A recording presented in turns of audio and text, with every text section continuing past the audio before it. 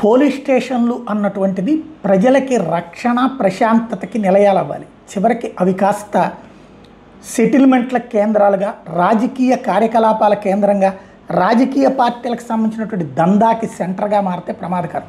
నిన్న ఒక డిఎస్పీ కార్యాలయంలో జరిగినటువంటి ఉదంతం ఇప్పుడు సంచలనం సృష్టిస్తోంది. నరసరావుపేటకు సంబంధించి డిఎస్పీ కార్యాలయంలో విచారణకు హాజరైన ప్రముఖ వ్యాపారవేత్త బత్తి నాగేశ్వరరావు గుండెపోటుకు గురై ఆసుపత్రిలో చేరారు. పోలీసులు బెదిరించడంతో తన తండ్రి అస్వస్థకు గురయ్యాడని విచారణ పేరుతో వేధించడంతో పాటు అక్రమ కేసు బనాయించారని నాగేశ్వరరావు కుమారుడు వెంకటేష్ ఆరోపించాడు. బాధిత కుటుంబ సభ్యులు చెప్తున్న లెక్క ఏంటంటే పట్టణానికి చెందిన బత్తి నాగేశ్వరరావు గతంలో తిరుమల డైరీలో డైరెక్టర్గా వ్యవహరించారు. ఇతనికి విజయవాడకి చెందిన వైద్యుడికి మధ్య ఆర్థిక లావాదేవీల వ్యవహారంలో కొన్నేళ్లుగా వివాదం కొనసాగుతుంది. ఈ నేపథ్యంలో కూలీ డబ్బులు అడిగినందుకు తనపై బత్తి నాగేశ్వరరావు, అతని భార్య, కుమారుడు వెంకటేష్ దాడి చేసి కులం పేరుతో దూషించినట్టు ఉప్పలపాడు గ్రామానికి చెందిన రాడ్ బెండింగ్ మేస్త్రి కోనాల చిన్న సుబ్బారావు శుక్రవారం 1 టౌన్ పోలీస్ స్టేషన్లో కంప్లైంట్ చేసి అట్రాసిటీతో పాటు అత్యాత్మక నేరం కింద బత్తి నాగేశ్వరరావు కుటుంబ సభ్యుల మీద కేసు నమోదైంది. శనివారం నరసరావుపేట ఇన్ఛార్జి డీఎస్పీ హనుమంతరావు కార్యాలయానికి తండ్రి కొడుకులను పిలిచి విచారించారు. ఈ నేపథ్యంలో బత్తి నాగేశ్వరరావు అస్వస్థకు గురై సొమ్మసిల్లి పడిపోయారు.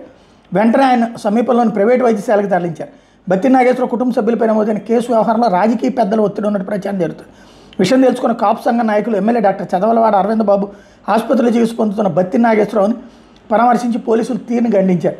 కేసు వివరాలు చెప్పకుండా డీసీపీ కార్యాలయానికి నన్ను నా తండ్రిని పిలిచి బెదిరించారు.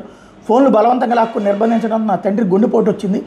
10 ఏళ్ల కింద కూడా ఇటువంటి తప్పుడు కేసులు పెట్టి వేధించడం మానవ హక్కుల కమిషన్ ఆశ్రయించాం. కేసు ఏంటో చెప్పకుండా వ్యవహారం సెటిల్ అయిన తర్వాత బయటికి పంపిస్తామని, మాట వినకపోతే ఎన్కౌంటర్ చేస్తామని పోలీసులు బెదిరించారు.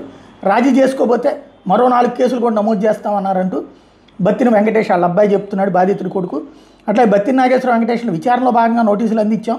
వాళ్ళు దాన్ని తీసుకోకుండా తిరస్కరించారు. కేసు వివరాలు తీసుకునేందుకు శనివారం కార్యాలయానికి వచ్చి నన్ను సంప్రదించారు. నోటీసు తీసుకోవాలని, అందులో వివరాలు ఉన్నాయని చెప్తే న్యాయవాదిని తీసుకుంటామని చెప్పి వెళ్ళారు. పోలీసులు బెదిరించారని చెప్పడంలో వాస్తవం లేదని చెప్తున్నారు. అసలు సివిల్ సెటిల్మెంట్లో వీళ్ళకేంటి సంబంధం?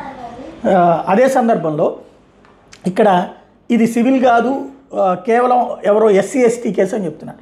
అతనికి సంబంధించినటువంటి దాన్ని ఏంటనేది ఇప్పుడు ఎలా పెడుతున్నారు ఈ కేసులు అన్నది అందరికీ తెలిసిందే.